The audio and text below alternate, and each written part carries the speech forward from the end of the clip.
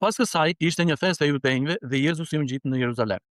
Tani, në Jeruzalem, afër portës së Dhenve, është një pellg që në hebraisht quhet Betesda dhe ka 5 hyrje.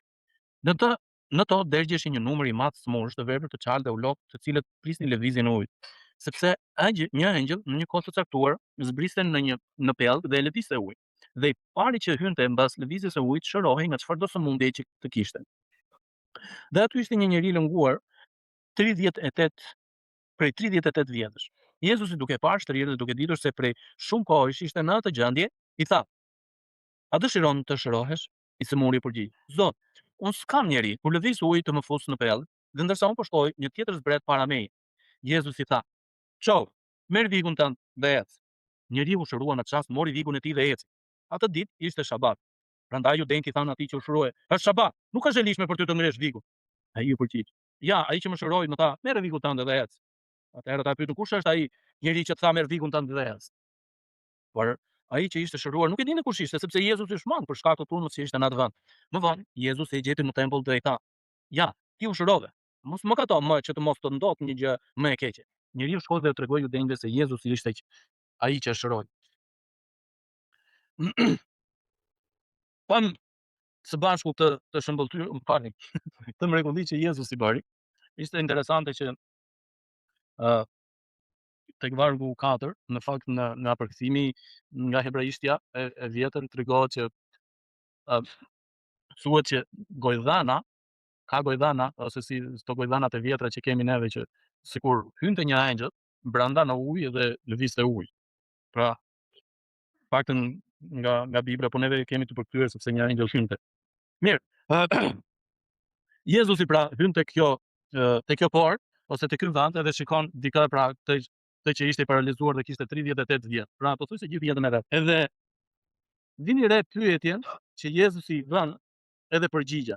Vini re reagimin e farisejve dhe pyetjet që ata i bëjnë. E para, Jezusi i thot: "A dëshiron të shërohesh?" Përgjigjet i sëmuri: "Zot, unë s'kam njeriu që kur lëviz ujë të më fus në pellg." Pra, në momentin e parë, neve shikojmë një lloj justifikimi. Nuk e di, kur bëhen pyetje të tilla neve, a kemi ne atë tendencën që të vemi përpara një shfaqësimi, duke shfaqsuar veten tonë për diçka. Kur themi: "A do të gjë?" Nëse do të pyesim sot: "A do të punosh?" S'po gjej punë. Është e vështirë të gjesh punë sot. Apo jo? A do të ishte kjo përgjigjja jonë e parë kryesore? Edhe bra, ky njeri që ishte aty nuk e dinte fare se kush po e pyeste: "A dëshiron të shërohet?" Sepse nëse dikush tjetër do ta pyeste, do i linte në zemër, le të themi, për ta ndihmuar, si do e pyeste? A do që të ndihmoj që ty të fus në ujë? Imagjinoni, ky kishte kaq kohë që rrinte aty, nga mëngjesi në darkë për shumë kohësh, që futesh te ky ujë. Por imagjino, edhe sikur varto të hiqesh siç ishte ai paralizuar, në një farë kohë ai do arrinte të shkonte afër buzës së ujit. Që në momentin që ishte të lëvizte ujë, pak rrotullar, kujt do binte brenda. Por shiko dëshirën e Jezusit, që Jezusi e pyet edhe i jep edhe një zgjidhje. Shumë njerëz mund të vinë duke na dhënë duke bërë pyetje, por nuk i se na japin përgjigje. Më shumë të kritikojnë, se thotë se çfarë je duke bërë, se nuk punon. Çfarë lloj njeriu je ti që s'punon? Ndërkohë Jezusi i bën pyetje dhe thotë: "A dëshiron të shërohesh?" Dhe i sëmuri i përgjigjet: "Zot, nuk kam njeri këtu thotë që kur lëviz ujë të më fus në pellg. Dhe ndërsa unë po shkoj, një tjetër zbret përpara meje." Dhe Jezusi e pa vështirësitë, le të themi, vuajtje që ai po kalonte dhe i thotë: "Mirë, çau edhe ec. Merr vikun tënd edhe ec." Njeriu u shërua në çast, e ndjeu se filloi që të ndjente këmbët e veta, duart e veta, dhe mori vikun e ec dhe eci. Atë ditë ishte shabat. Prandaj judenjtë thanë atij që u shërua. Ata, unë besoj që ata e kanë parë që ai ishte prej kohësh aty, i paralizuar, i shtrirë. Dhe nuk e pyetën fare: "Po ti si u shërove?" Por e pyetën: "Kush tha ty që ta marrësh vikun tënd dhe të ecësh sot? Sot është ditë shabati, ditë është pushimi." Një diçka interesante, që neve e kemi thënë edhe më përpara, që ata që festojnë ditën e shtunë, që e konsiderojnë si ditë pushimi, që nuk punojnë, kanë arritur në disa ekstreme, le të themi. Edhe këta mësuesit e ligjit që atëherë filluan që të bënin libra dhe të shkruanin kush quhesh punë, kush nuk quhesh punë. Madje edhe sot e kësaj dite në Izrael, paktën unë e dëgjova, nuk kam qenë vetë në Izrael. Ditën e shtunë, ai ashensori nuk punon. Sepse ata e konsiderojnë punë që të shtypësh butonin e ashensorit që të ngjitet lart. Po ajo që është më interesante, nuk e konsiderojnë punë që të ngjitësh shkallët të shkosh. Të shkosh në shtëpi. Edhe në ekstrem që njeriu ka arritur të bëj, edhe pikërisht ta njerëz të ligjit, ta njerëz që besonin Zotin, edhe le të themi adhuronin Zotin, edhe ata vetë mësonin të tjerë që të adhuronin Zotin, të bindeshin Zotit. Edhe çfarë ndodh? Ndodh ajo që ata kaluan akoma më shumë në ekstrem. Dhe ndërsa ata e pyetën, i thanë, "Çfarë bën? Është pushim sot." Nuk është e lishme thot për ty të ngresh vikun. Ai përgjigj aty. Shikoj përgjigjen e tij, që është shumë e rëndësishme. Ai që më shëroi, më tha, "Merre vikun tënd dhe erdh." Ai që më shëroi, shikoni, djema, unë isha paralizuar. Unë s'do me di hiç çfarë, ditë pushimit di se unë kam 38 vjet që unë nuk eci. Nuk di. Unë sot po që ndroj në kap. Edhe ai më tha, "Merr vikun tënd ajo." Unë nuk desha të aty për ligj marr valla. Për çfarë mund të ketë menduar në ato momente. Dhe atëherë ata e pyetën. Akoma më të kishin në mendjen e tyre. Nuk e pyetën kush shëroi, por i thanë, "Kush është ai njeri që tha, merr vikun tënd edhe erdh." Po imagjino, a nuk do kishin kurreshtje? Ha? Nuk do kishe kurreshtje sot që një njeri që ishte paralizuar për 38 vjet, ti e ke parë me sytë e tu që është i paralizuar, edhe në këtë moment po e shikon që është ngritur në këmbë edhe ka marrë diçka. Po e mban. Pra atë vikun që ata e kanë çuar aty, ai e mbante aty te këmbët e tij. Edhe tani po ecën. Cila do të ishte pyetja jote? Ma merr mendje edhe dikush që do të shkonte të ishte i paralizuar, le të themi, edhe do bënte diçka gabim, edhe në ato momente në gabimin e sipër ndodhi që u shërua, edhe këta të ligjit edhe gjykatësit po ta kanë dhe thoshte, "Po ti si u shërove?" Nuk do të thoshte si shkove ti atje, si vallë. Por do të thoshte si u shërove. Apo jo. Edhe këta nuk e morën mundimin fare ta pyesin kush shëroi, si u shërove ti, si ka mundsi. Sepse ata e dinin që ai ishte i tillë. Edhe nuk e gjetën dot atë njeriu që shëroi. Në vonë Jezusi e gjeti në tempull. Që shëroi. Edhe i thot, "Ja, ti u shërove, thot, mos më kato më që të mos ndodh një gjë më e keqe." Kush do të ishte gjëja më e keqe për këtë person që do t'i ndodhte nëse do më katon? Sepse ky për 38 vjet, ky ka parë të keqen me sy, apo jo? Ky ishte i paralizuar, ky nuk ecste. U ka ndodhur ndonjëherë që shikonin ato karrocat e invalidëve? Unë për vete kam neve si kemi shpërndarë kështu karroca. Unë për vete nuk ma mban të ulën tek ato. Se si m'duket. Nuk e di. Edhe pse unë s'dua ta kem atë. Po imagjino, 38 vjet i paralizuar. Të shikosh, të rritesh, të dalësh, të nxjerrin prindrit në obor, edhe fëmijët, shokët e tjerë që luanin, vllai ose motra që ti mund të kesh që luanin, e kërcenin, e vraponin, e qeshnin, edhe ti që rri aty si. Edhe Jezusi thot, "U shërove." Po, tani mos më kato që diçka më e keqe të ndodh. Pra kush është gjëja më e keqe që një person, një njeriu mund t'i ndodhi? Ha? Kush është gjëja më e keqe? Pse vdiq Jezusi? Sepse për njeriu që mos shkonte edhe të vdiqte në ferr. Kjo është gjëja më e keqe që një njeriu mund t'i ndodhi, pra, që të humbasi përjetësinë me Perëndin. Edhe pikërisht për këtë Jezusi tha, "Mos më kato." Edhe ai shkoi pastaj u tregoi judenjve dhe bëri atë ritualin që kërkonin ata prej fëmijë. Por Jezusi ja kujtoi këtë.